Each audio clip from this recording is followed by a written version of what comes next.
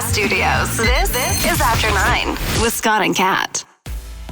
Hey now! Hello, friends. How are you? Oh, I'm good. I'm excited to shop, I guess. Yeah, today we're, it's not very often we do live broadcasts, but we are doing one today. We're going to be in Kitchener, Stanley Park Mall area, River Road, brand new, massive Canadian Tire store. Yeah, it's gorgeous. It's where the old Walmart was. It was like this Walmart that was like, and then they tore it down a long time ago. So it's taken a while to build, but finally the Canadian Tire's there. So if you happen to live in the area, we're there till 3 p.m. If you catch this after 3 p.m., we're not there, but the deals probably still are. Yeah, I would think so. Lots to get to in this episode of After 9, and I do want to play a little bit of what happened yesterday in Ottawa, so we'll get to that. The CRA firing hundreds of people that stole the CERB. Not good news. But the big story, I think, particularly for people in and around this age and in these generations, is Liam Payne died yesterday from One Direction. It was shocking, and we're still, I mean, even as we record, we don't have as many details as I'm sure we're going to get today, but there's lots of reports as to what happened, because that's your first question, right? He's 31. What happened? And he was vacationing at the time. He was in Argentina. He was also partly working, I guess, because Niall Horan had a show there. So he showed up to that and he performed with them. And then he brought his girlfriend out. But she left before this happened, a couple days before. Fell from the balcony. And then it was Third floor. And then it was a question mark. Did he fall? Did he jump? Was he pushed? Thrown? Was he pushed? But then we also heard, no, there was a call to police regarding Liam apparently being erratic potentially on substances of sorts before this happened. And someone said urgently, someone needs to come now because they were worried something like this would happen. Did he say something like that would happen, that he was going to go do this? We don't know. So right now it's a little murky, but the bottom line is, I mean, a One Direction member, way too young, that we lost. Did you hear about what happened with his ex-girlfriend too? What's been happening with his ex-girlfriend? No. So I haven't really followed Liam Payne since, I mean, he had some solo stuff out and then he kind of went away like many artists do. Harry Styles is currently away. Hasn't even posted on social media in a year. He's doing it right though. He's doing it right, that Harry Styles. He knows what he's doing. Yeah, they haven't posted anything. Niall Horan too, just saw him. As I mentioned, he was at his show, but I think that they'll probably do something together if they say anything at all. Who knows? I don't know. They're probably in shock as well. But his ex-girlfriend or fiance, if I'm not mistaken, ex-fiance, who he dated before his girlfriend now, in between that and Cheryl Cole, whom he has a 7-year-old kid with, put a restraining order out against him last week, saying he was acting ridiculous and harassing her, and so she put out a restraining order, and she's very open about this on TikTok. She talked all about it, and said, "I don't care what you guys think. I'm like, this is what has to happen. He is absolutely harassing me, and et cetera, et cetera." So the TikToks from the last time I checked are still there. She might want to just take those down at this point because it's obviously a non-issue at this point, and we don't know if that had anything to do with what happened with him, but it is all interesting that it's happening all at once. Yeah, oh boy. A lot of people affected by this, obviously. One Direction was one of those generational pop groups that so many people have a great connection to. So when they hear that somebody dies from the group, that's sad.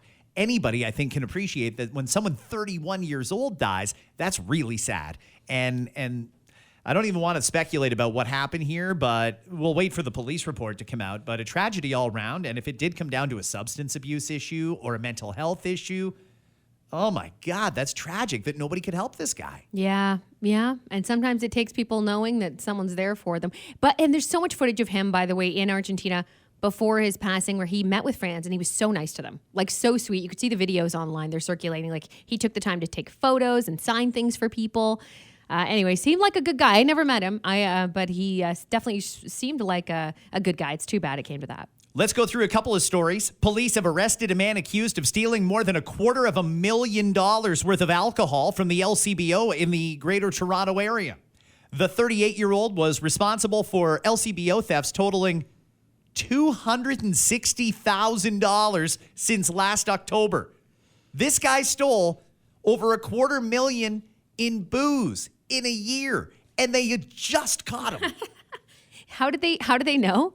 How did he get caught eventually? Well, it says he was arrested Sunday with the help of the LCBO Resource Protection Team. Right. So this is their security guards, right?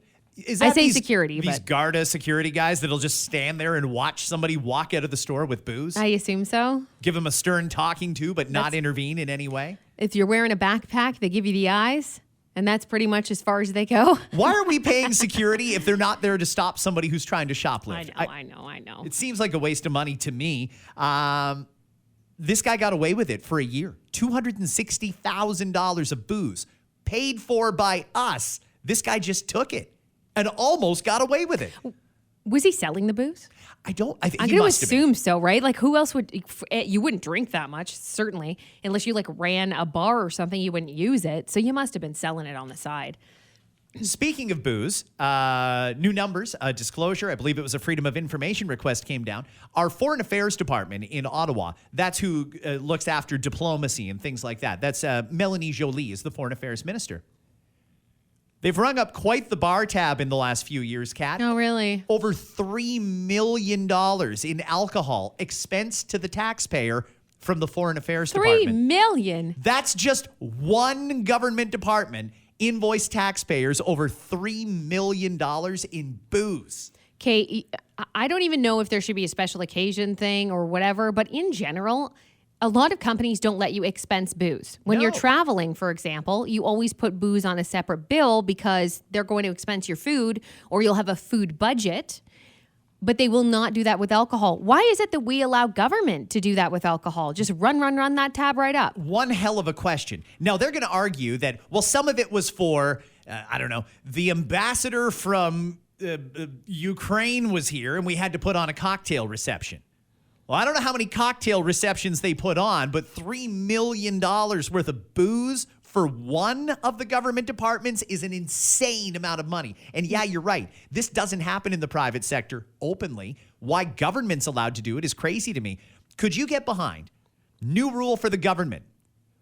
No alcohol expenses whatsoever. If you want to drink, it's on your tab. If you need to provide hospitality for guests who are coming in, that's a different story. But if you're on a junket, if you're on a flight overseas with the prime minister or whatever, no, booze is not included. I could absolutely stand behind that. I think we should totally do that. We should demand it. Canada Border Guards have recovered more stolen vehicles. Apparently, now they've recovered more vehicles this year than in all of last year. 1,945 stolen vehicles recovered, mainly that were trying to get run through the Port of Montreal. This is amazing, Kat.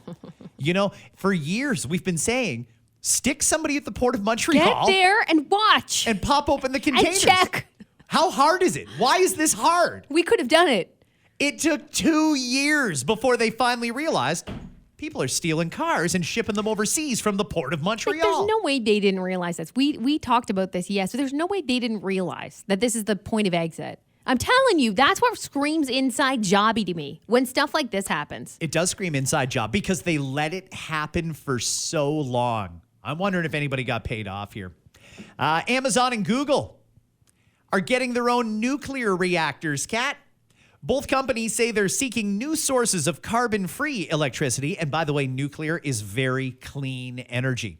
They say it's to meet the increasing demand from data centers and artificial intelligence. Just last month, the owner of the shuttered 3 Mile Island nuclear power plant in America said they're restarting their nuclear reactor because Microsoft wants to buy their nuclear power for their data centers.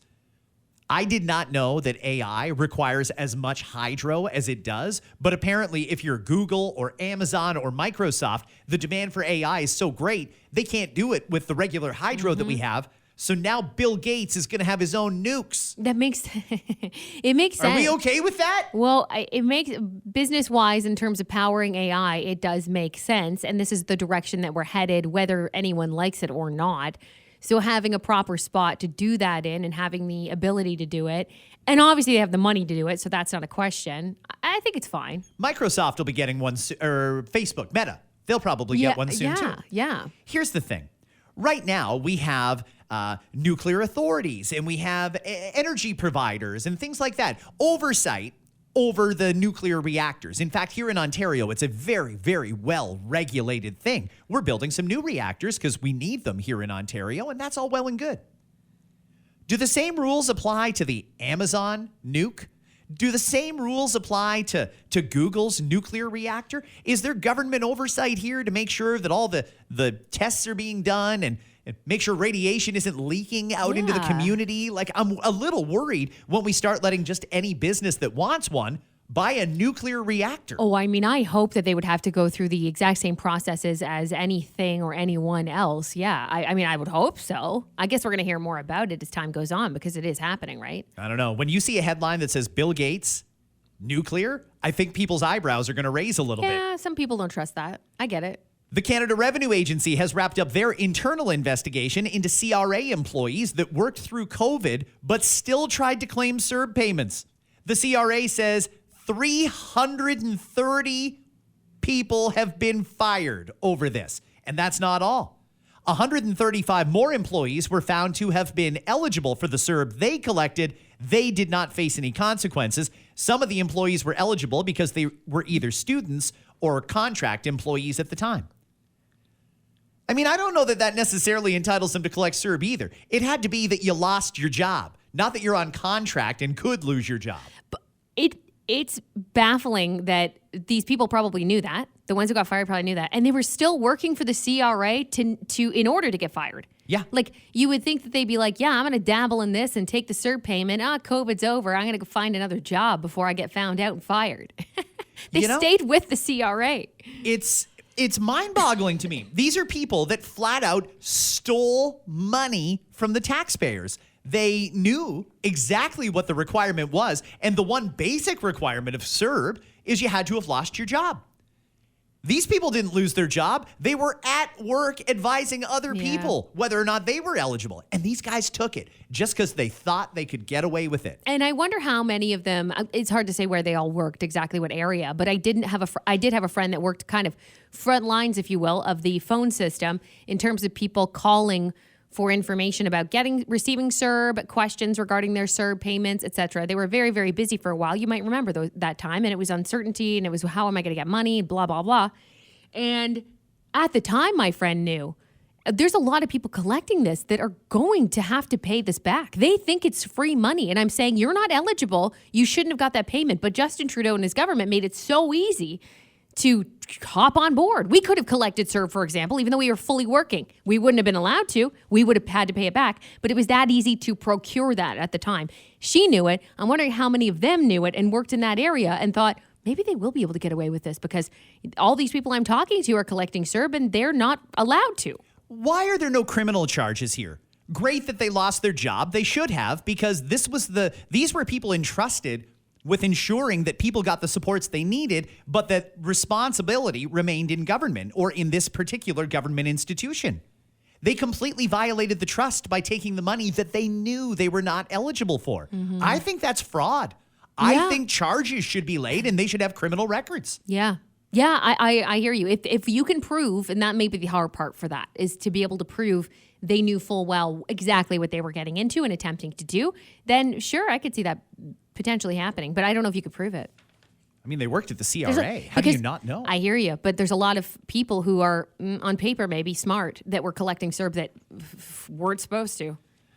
So could you charge them? Like that, and some of them who knew it, could you charge them? It might just be too much work and too much money to try to attempt to charge these people with something. The amount of money that got wasted. So much money. Every time you look at your pay stub and see those thousands of dollars that you earned gone, and then you hear stuff like this. Yeah. $3 million in alcohol for the Foreign Affairs Department. 330 people fired at the CRA for taking CERB that they knew they were not eligible for in most cases. Mm-hmm. It's horrible stuff. We'll switch gears a little bit here because I know this is on your radar because you just did it. Disney, both their parks in North America, Disneyland and Disney World, launching a newer, faster ride pass.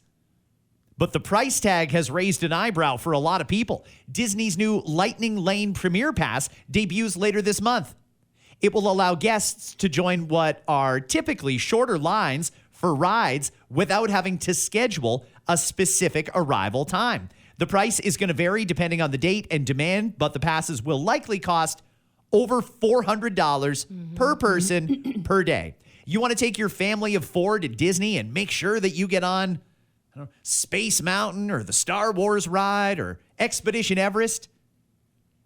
It's going to be well over $2,000 US just for these Lightning Lane Premier passes. That doesn't even get you into the park. You still got to pay for a ticket. Yeah. Yeah, it's very expensive. Disney is extremely expensive. When people say that, they truly mean it, if you've never looked into the price. I like this, though. I like this because, I don't do Disney often. So that's why, to me, if I did it again, which I think for me, I'd do Universal over it for the Lightning Lane reason. Universal has similar. They have Express Pass or whatever the heck it's called at Universal that makes it a lot easier. Genie Plus is the only thing that was happening at the parks before that. And I'll quickly explain Genie Plus to you. So you have to have the Disney app, right? Which everybody does. Everybody gets that. So you have the map of the park. It's very convenient, the app itself. Once you're in, you can get Disney Plus or Genie Plus. Genie Plus allows you to access those appointment times, essentially, that you're talking about.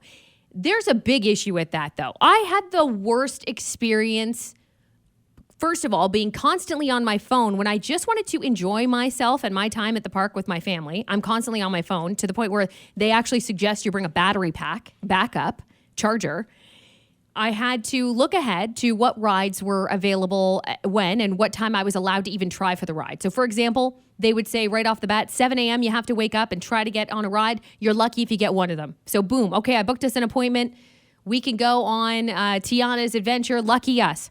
But it means that we can't go on all these other rides right now because it was too late for me to get on there. Then you have to pinpoint another one. And if you don't get in time, tough shit. You're in line for 2 hours, 3 hours on the popular rides, of course. So I did not like it at all. Again, I found it to be such a time waster, being on my phone and stressful when it's supposed to be a fun time. I hated Genie Plus. I hated it.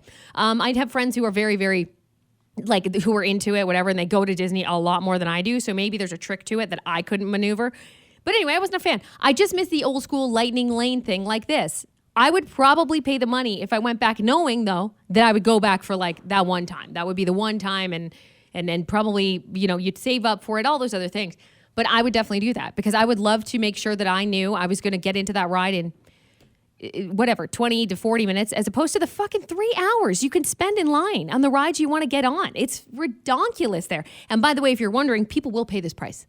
People will pay this price. No problem there. If you go there, people are eating $40 sandwiches off of a cart. They don't, price is no concern because for a lot of people, Disney is a once in a lifetime thing. So they spend all the money on that one shot. Do you think Disney is a service or business? Business? It is a business, but they've done such an effective job at luring kids of all ages and parents that grew up with it into this fold and getting people so excited about Disney. And then they raise the price to such an unattainable level for so many families. I almost wonder if maybe it's time for Disney to say, yeah, we could make tens of millions of dollars every day. But $125 a person US is obnoxious to get into just one park for one day. So maybe we're going to roll out some more affordable options and we sell maybe 3,000 of those passes every day just so that there's a shot at lower income families being able to enjoy the same experience that better off parents can do. Right. And I know, but in all fairness, they do have certain programs and things that they do give away passes through. I know that they do. They also have Disney Springs, which costs you nothing to get into. It's not the same rides. It's not the same attractions, but it's a Disney experience. There are still some Disney characters that'll walk through. And again, that's free to get into. So in all fairness to them, they are a business, but they do offer some things to people. We also have to understand that just like in life, things are going to cost money if we want to do them. It is a privilege. It is a privilege for a lot of people. Growing up, I never went to Disney. I never went to Florida. And that's such is the case for a lot of people, right? It is absolutely one of those things that's privileged. When you enter those parks, though, you see how it costs the money. It's not like you're paying an overly insane price and you walk in and there's garbage on the floor and the rides need fixing and the paint is chipping, like at Canada's Wonderland, for example, who does need a bit of an upkeep. In some areas, it's getting really bad. Niagara Falls, same thing. Some attractions and some things need an upgrade. And that's where you could stop and you could look back and go, wow, why am I paying this price for this? This seems ridiculous. For Disney, I didn't get that. It was insane, incredible. There were always things to do, always things to see, pristine. The people were awesome, very helpful. They employ millions of people. There's people working every fucking corner. Everywhere you turn, there's people to help you.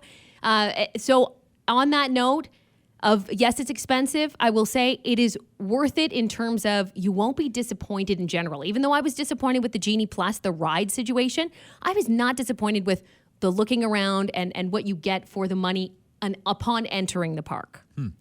Did you get a lot of feedback yesterday on the transit conversation? Because I looked through my DMs yesterday afternoon, and I was blown away at how many people wanted to talk about transit after our discussion yesterday. I got one. Oh, really? I only got one message on that, and it was from someone who told me in Waterloo, where, by the way, a lot of amazing brains are. They're going to school at the University of Waterloo, potentially Laurier as well. But I think of the U of W when I think of technological advances and engineering programs, top notch. They are working on autonomous vans for said public transit already in Waterloo, and I didn't know that. So thank you so much to the person who messaged me and told me about that. I had no idea. So that was very cool to hear. So I got a message, first and foremost, from a transit driver in Guelph who said, hey, you know, maybe you see buses rolling around empty, but, you know, at the beginning of the route or the end of the route, there could be up to 80 people on the bus. Right. I wasn't expecting those kind of numbers from Guelph, to be perfectly honest with you. I wonder if that's on specific days, or is that only when university students are in town? I'm really not sure, but shout out to the U of G as well. Then I got over a dozen messages from people in different areas that said the same thing. Their taxes have gone up, and they just watch buses circle around day and night that have almost nobody on them. My own area included. That was the example that I used yesterday. And I don't understand why we need a bus to do that when the amount of people riding the bus could fit in the average Dodge Caravan. That would make a lot more sense to get these vans autonomously rolling around on the bus route, running off battery power, than having a diesel or even a hybrid bus rolling up and down the street with a driver that's getting paid pretty well and a staff of maintenance people and more. I think we could be a lot more cost effective about how we do transit. I don't think every city needs to have their own full-blown system of buses. Not every city needs an LRT, and so on and so forth. It was a real great discussion. So thank you to everybody who took the time to message. Two more things I want to get to. I'm going to see how you compare to typical women in just a sec. This is from Women's Health. Okay. Before we get to that, yesterday, and it's probably dominating your feed if you're on social today, there's a lot of people talking about the Prime Minister's testimony yesterday at the inquiry into foreign interference. Now, there was a lot to pick apart here, but I'm going to play one part in particular. Listen to this. I have the names of a number of parliamentarians, former parliamentarians and/or candidates in the Conservative Party of Canada who are engaged or at high risk of, or for whom there is clear intelligence around foreign interference. Well, hold on a second here. Elizabeth May, the leader of the Green Party, came out a couple of weeks ago and she slurred her way through it, but she did say there's no list. There's no traitors. We've heard other parliamentary leaders say there's no traitors. There was no traitors. But then yesterday, the Prime Minister seemed to imply that there's traitors. There's people who are either compromised by foreign governments or they're at risk of being compromised by foreign governments. And they're all from the Conservative Party of Canada. Wait a second. No, they're not. That's the clip that's going around. Here's the rest of the clip. I'd like to ask you, are you aware of the names of any Liberal parliamentarians, former parliamentarians or candidates that are at risk of being compromised by FI? Yes, and for other parties as well. I'd like to ask you. Oh, dear. Yeah. Wow. Okay. So there's Why would several you people. omit that? There's 13 people, and this is not supposed to be a political thing. We need to know if China or Russia or India or Iran or somebody, if they're exuding some influence over one of our parliamentarians, number one, get them the F out of Parliament. Yeah. They got to go. And the people who elected them have every right to know. You can't make this a selective thing and just make it about party politics. This is a universal issue for all Canadians. We need to know what's going on. So now there's new calls to release the names. The Prime Minister did call out Pierre Poilievre yesterday. He said, well, it's bewildering to me that Pierre Poilievre won't get security clearance so that he can know the names of his MPs that are involved. Which is possible for him, right? Oh, absolutely. Well, actually, the thing is, Poilievre has security clearance. He's a member of the King's Privy Council. He was sworn in when he was a cabinet minister in Stephen Harper's government. He's also had background checks since then because he became the leader of the Conservative Party of Canada. So he's been vetted, but he will not get briefed on this particular topic. So for those who don't understand why, it's very simple. If you get given confidential information from the government, like the Prime Minister has, he's got the names. You can't repeat those names. You can't say who's in this. Maybe because the investigation is still ongoing. Right. Maybe some of these people didn't even know they were targeted. Maybe they're still doing it. Maybe we're still watching them, trying to figure out how far up it goes. Right. There's any number of reasons. But once you know, you can't comment on it. Now, if your job is to be the official leader of the opposition or the leader of the official opposition, you need to be able to ask questions about this stuff, and you can't do that when you've been sworn to secrecy because you knew the names. So what the Conservative Party did was they got Pierre Poilievre's chief of staff. They got him the appropriate security clearance to find out the names. Except they didn't give him any names. When he got briefed on it for the Conservative Party, they didn't tell him that any Conservative members of Parliament are involved. So we've turned this whole thing into a great big game, and at the end of it, we still don't know who's selling us out. We don't even know if they know they're selling us out. Jeez. How is that even possible? What a mess. That there's 13 people sitting in Ottawa right now that may be compromised or at risk of being compromised. And they're just working in government? They're collecting a pension? They were candidates. They are candidates. Could we, if an election were called today and we were voting in 36 days, is it possible that we could go to the polls and vote for people that may be compromised, but we don't know?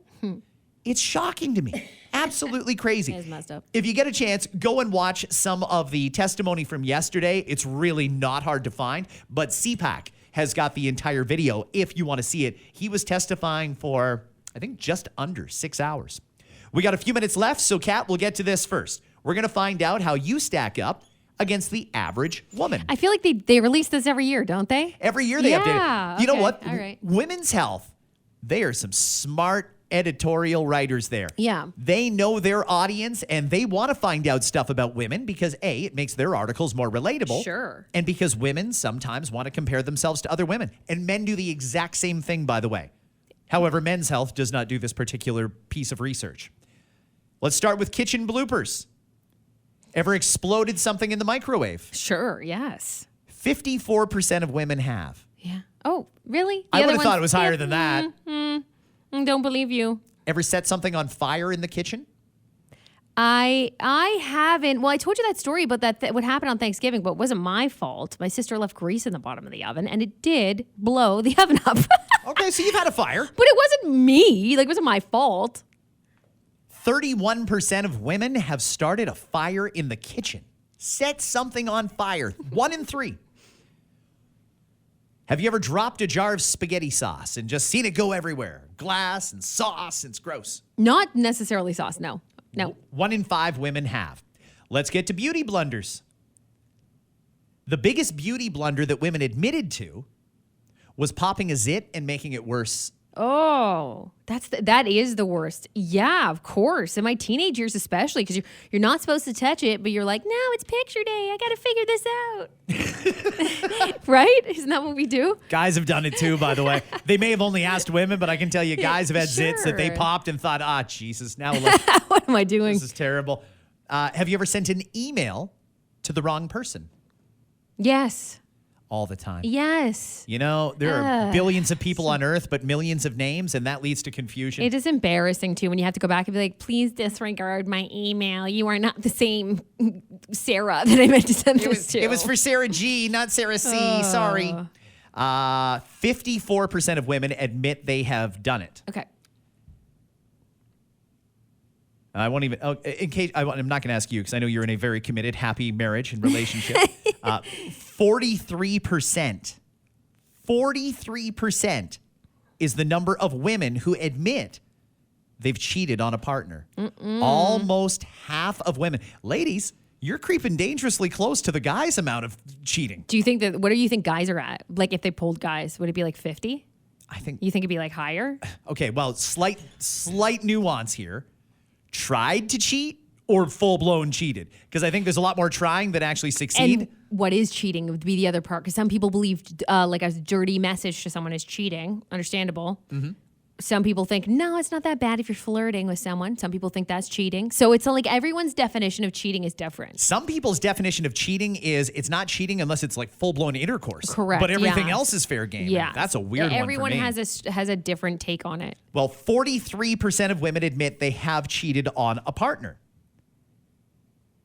The percentage of women who think that was a mistake, 42%. No, the other ones are like, nah. No, I enjoyed that. I enjoyed it. You've never been fired for a screw up at work? I've never been fired, no. Knock on wood. Oh, so shit. far, Oh, we screw up all the time. We do. More than 1 in 10 women have been fired from a job for a mistake they made. Okay. Have you sent a text message that autocorrected to something embarrassing? I don't think so. Really? I don't think so. You know how the F word always corrects to like duck or something like that? Occasionally it works in reverse. Yeah. Once I sent a text message saying, I'm trying to find you, it autocorrected to, I'm trying to fuck you. So I know exactly what they mean when they say that. That's awful. See, I've done things like that before. Autocorrect is a bitch, and it's been a bitch to me, but I'm never embarrassed about it. Do you know what I mean? Like, it's something that I'm like, shit, sorry about that. You know, like, sorry. But I'm not embarrassed. Like, it hasn't been sent to, like, my in-laws, for example, and I sent them, like, something I shouldn't have, or a word that got sent to my boss that shouldn't have, or whatever. Actually, I shouldn't use Dave as an example because he'd just be like, what are you doing? What are you talking about? No, I've got more than enough to eat at home. Okay, we have to go because we do have to get to this Canadian Tire appearance that we're doing today. 11 till 3, it is Stanley Park Mall, Ottawa Street in Kitchener. If you get this pod before 3 p.m. on October 17th, you're welcome to come by and see us. I'm going to leave you with a question. You can answer it if you want, but this is question 1 of 10. And the rest of them we're going to do on the radio show and the pod tomorrow. Ooh, fun. Okay. Is it ever, should a man ask a woman if he can kiss her if it's their first kiss? Does he ask or does he just go in for the kiss and hope that it gets received well? Oh, I think there's nothing wrong with asking. It can be cute. But then you have to realize you could get rejected if you ask. Right. Right? So this is from the list of 10 things a man should never ask a woman. What? And number 1 is if he can kiss her. Okay. I think consent is key, but we'll discuss that. I think that, hang on, can we just backtrack? Because there's moments that might be a little awkward that he's going to come in for it, and you're like, fucking no thank you. You know? Oh, I know. All that and more in tomorrow's After 9. Have yourselves a great day. Goodbye, friends. A woman was found with a samurai sword in her carry-on bag at LaGuardia Airport, the TSA says. Okay, who is still unclear on the rules? I can never remember. Is it laptop in, shoes out, or laptop out, I can bring a samurai sword? You know, the Golden Bachelorette, Joan, the Golden Bachelorette, whittled her suitors down to 4 is also the number of times each one of the remaining guys gets up to pee in the middle of the night. Researchers recently discovered the first ever adult man with 3 penises.